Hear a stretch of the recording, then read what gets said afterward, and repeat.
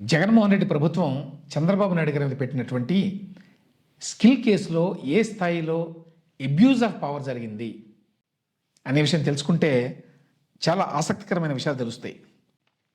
First point ఏమిటంటే ఈ case ఎట్లా మొదలైంది అని. ఏదో కేసు పెట్టాలని జగన్మోహన్ రెడ్డి గారు తాపత్రయపడుతున్నాడు అప్పట్లో.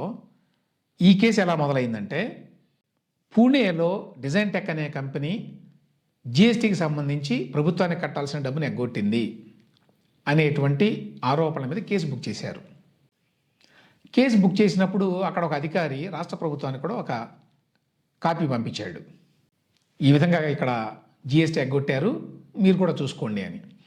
వాళ్ళు రాష్ట్ర ప్రభుత్వంలో స్కిల్ డెవలప్మెంట్ కార్పొరేషన్ వాళ్ళకి పంపించారు. వాళ్ళన్నీ చూసి అప్పటికే జగన్ ప్రభుత్వం వచ్చింది, అన్నీ బాగున్నాయి, మన దగ్గర లెక్కలు, మనకేమీ ఇబ్బంది లేదు, వాళ్ళకి మనం కట్టిన డబ్బుల్లో వాళ్ళు ఏమన్నా అవకతవకలు చేసుకుంటే సెంట్రల్ గవర్నమెంట్కి కట్టాల్సినటువంటి జిఎస్టీ కట్టకపోతే అది వాళ్ళ ప్రాబ్లము, మనకేమీ సంబంధం లేదు అని చెప్పారు. ఈ విషయం తెలుసుకున్నటువంటి జగన్మోహన్ రెడ్డి గారు అదేంటి దీంట్లో ఏదో ఒకటి చేయాలి మనం అని చెప్పి బుగ్గన రాజేంద్రనాథ్ రెడ్డి గారికి ఆదేశించారట. ఇందులో ఏదో ఒక ఇన్వెస్టిగేషన్ చేయాలి మనం అని. సో ఆ మేరకు ఇన్వెస్టిగేషన్ చేయండి అని చెప్పి ఆ స్కిల్ డెవలప్మెంట్ కార్పొరేషన్లో అప్పుడు ఎండీగా ఉన్నటువంటి బంగారాజు గారట, ఆయన సెంట్రల్ గవర్నమెంట్లో పనిచేశారు, డెప్యుటేషన్ మీద వచ్చారు.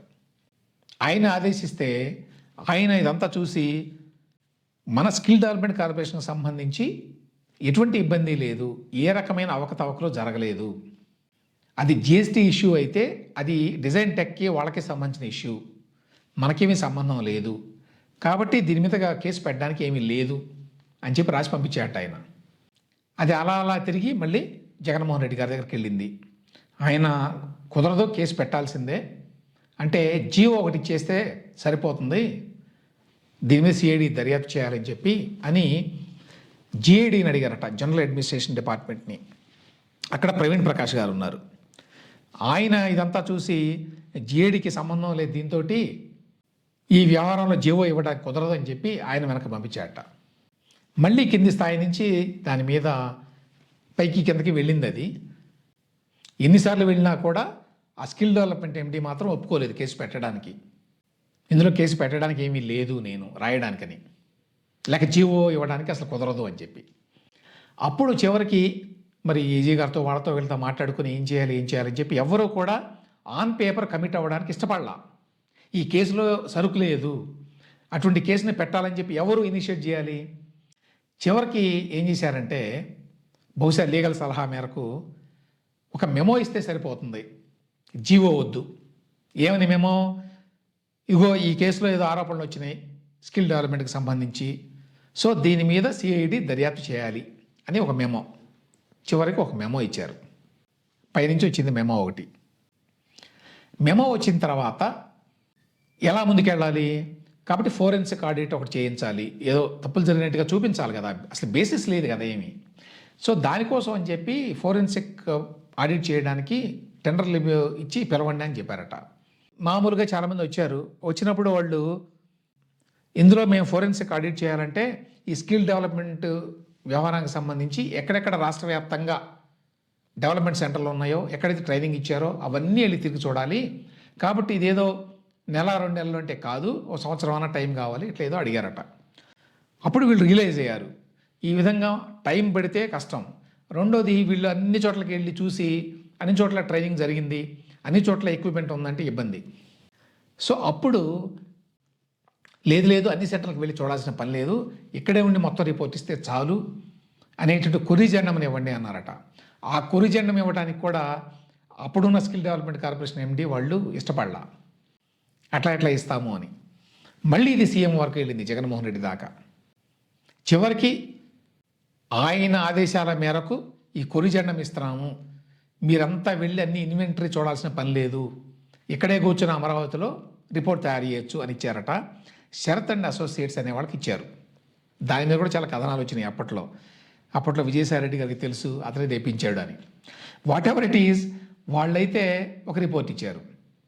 వాళ్ళు ఏం చేశారు తెలివిగా రిపోర్టు, ఇన్వెంటరీ లేకుండా ఎట్లా ఇస్తారు అసలు ఫోరెన్సిక్ ఆడిట్? ఇన్వెంటరీ చేస్తే కదా సీమెన్స్ వాళ్ళు సప్లై చేసినటువంటి మెటీరియల్ ఉందా లేదా, తర్వాత యాక్చువల్గా ట్రైనింగ్ జరిగిందా లేదా, ఎంతమందికి జరిగింది, ఎన్ని వేల మందికి లేక లక్షల మందికి ట్రైనింగ్ ఇచ్చారు. ఇవన్నీ చూసి అప్పుడు వాళ్ళు ఇవ్వాలి, ఆడిటింగ్ చేయాలి. అవన్నీ లేవు కాబట్టి తెలివిగా వాళ్ళకి ఏం కావాలో తెలుసు కాబట్టి జగన్మోహన్ రెడ్డి గారి ప్రభుత్వానికి అంతకుముందు పూణేలో జిఎస్టీ అధికారులు ఏమైతే ఆరోపణలు చేసి ఇచ్చారో రిపోర్టు, అదే రిపోర్ట్ని ఇక్కడ ప్రొడ్యూస్ చేశారు అంతే, సొంతంగా ఏమి చెప్పకుండా తెలివిగా. సో ఆ బేసిస్ మీద ఇదిగో ఇన్వెస్టిగేషన్ సాగింది. ఇందులో కీలకమైన పాయింట్ ఏమిటంటే జగన్మోహన్ రెడ్డి గారి ఆదేశాల మేరకు ఒక మెమో ఇచ్చారని చెప్పాను కదా, ఈ స్కిల్ డెవలప్మెంట్ కేసులో మీరు దర్యాప్తు చేయాలని చెప్పి. అందులో స్కిల్ డెవలప్మెంట్ కార్పొరేషన్ ఎండి ఈ ఫిర్యాదు ఇవ్వాలి అని చెప్పి ఉన్నది ఆ మెమోలో.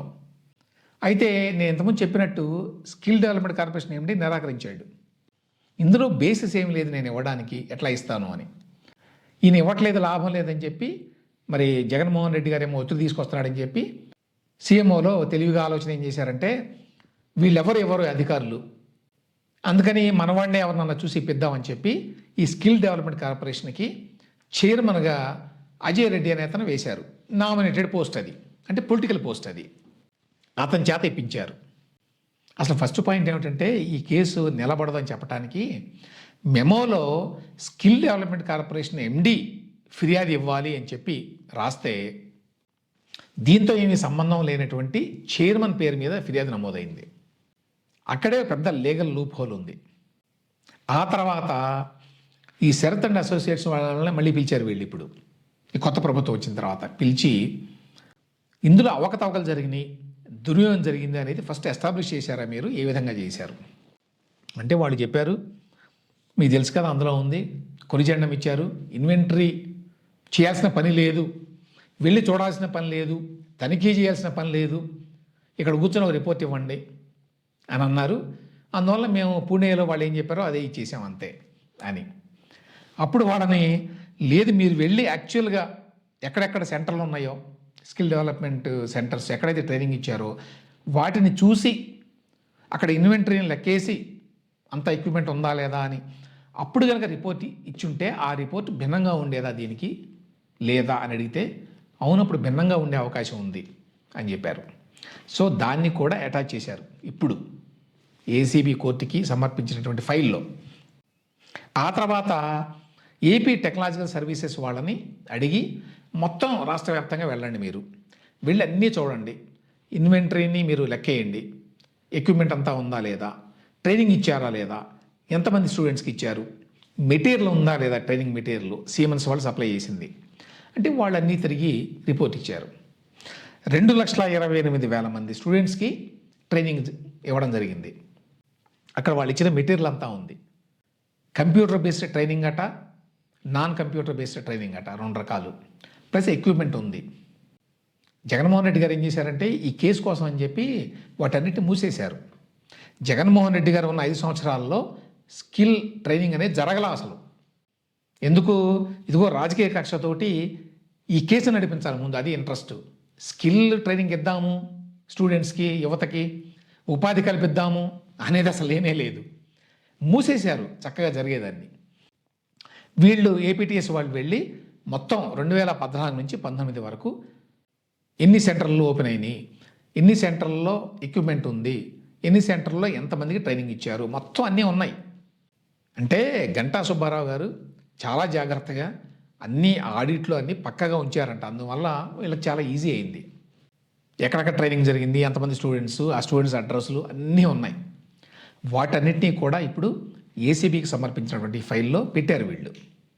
ఆ తర్వాత ఒక ఆరోపణ ఏం చేశారంటే ఈ సిమెన్స్ వాళ్ళు 90% పెడతామని చెప్పారు, ఇదంతా డ్రామా, సిమెన్స్ వాళ్ళు 90% ఏమీ పెట్టలేదు, ఇదంతా వీళ్ళు మాట్లాడుకుని డబ్బులు కాజేయడానికి చేసినటువంటి కుట్ర అని కదా అసలు కేసు. దాని మీద కూడా వీళ్ళు మొత్తం డీటెయిల్డ్ డాక్యుమెంటేషన్ అంతా కూడా పెట్టారు.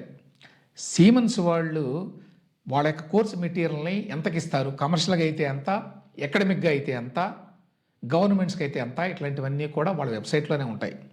సో వాటన్నిటిని తెప్పించారు. తెప్పిస్తే వాళ్ళు పెట్టాల్సినటువంటి 3,000 కోట్ల కంటే ఎక్కువ ఉందట దాని వాల్యూ యాక్చువల్గా. అవన్నీ పబ్లిక్లీ అవైలబుల్ ఇన్ఫర్మేషన్ కాబట్టి ఆ సమాచారాన్ని కూడా పెట్టి అదే అబద్ధం అని చెప్పి ఒకటి ప్రూవ్ చేశారు. తర్వాత చివరిగా ఏమిటంటే ఇదిగో చంద్రబాబు నాయుడు గారికో లేకపోతే ఆయన పార్టీ టీడీపీకో ఎక్కడి నుంచో డబ్బులు వచ్చినాయి అనుకోండి, అది ఇదే అని చెప్పొచ్చు. అందుకు సంబంధించి జగన్మోహన్ రెడ్డి ప్రభుత్వంలోనే కొంత కసరత్తు చేశారు ప్రూవ్ చేయాలని. అందుకోసమే బ్యాంక్ అకౌంట్లో కూడా వాళ్ళు అకౌంట్ కాపీలన్నీ కూడా నోటీసులు ఇచ్చి బ్యాంక్ మేనేజర్లకు తీసుకున్నారు. కానీ అందులో ఎక్కడ ఏమీ లేదు, ఎక్కడ ఏ రకమైన లింకు దొరకలా. అవి కూడా ఇందులో ఇప్పుడు ప్రొడ్యూస్ చేశారు. వీటన్నిటిని చూసిన తర్వాతనే ఇప్పుడు ఏసీబీ ఇందులో ఏమీ సరుకు లేదు, ఇందులో చేసిన ఆరోపణలకు ఎటువంటి ఆధారాలు లేవు అని చెప్పి మిస్టేక్ ఆఫ్ ఫ్యాక్ట్స్ కింద ఇప్పుడు ఈ కేసుని క్లోజ్ చేశారు.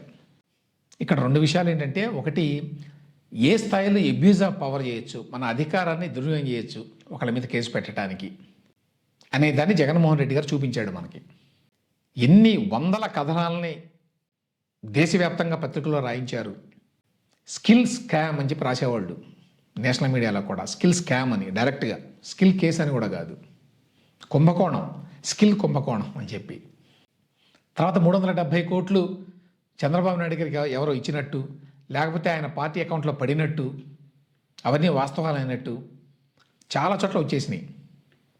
తర్వాత ఆ కేసులో ఆయన జైల్లో పెట్టారు. ఫైనల్గా 4 దశాబ్దాల ప్రజా జీవితం తర్వాత జైలుకి వెళ్లాల్సిన పరిస్థితి వచ్చింది ఈ కేసు మూలంగా. అదొక అంశం. అయితే అసలు విషయం ఏంటంటే, స్కిల్ డెవలప్మెంట్ చేయాలని చెప్పి, ఉపాధి కల్పించాలి అని చెప్పి అంత కష్టపడి ఒక స్కిల్ డెవలప్మెంట్ కార్పొరేషన్ని, ఒక డిపార్ట్మెంట్ని ఇవన్నీ ఏదో పెట్టి, ఈ గంటా సుబ్బారావు గారు ఇట్లాంటి వాళ్ళందరినీ తీసుకొచ్చి చాలా కష్టపడి ఒక మంచి పని చేద్దామని ట్రై చేస్తే దాన్ని 2019-24 మధ్యకాలంలో ఆపేశాడు జగన్మోహన్ రెడ్డి. దానివల్ల ఎంత నష్టం జరిగి ఉంటుంది రాష్ట్రంలో యువతకి, దాన్ని ఎవరూ పట్టించుకోరు. అది దురదృష్టం.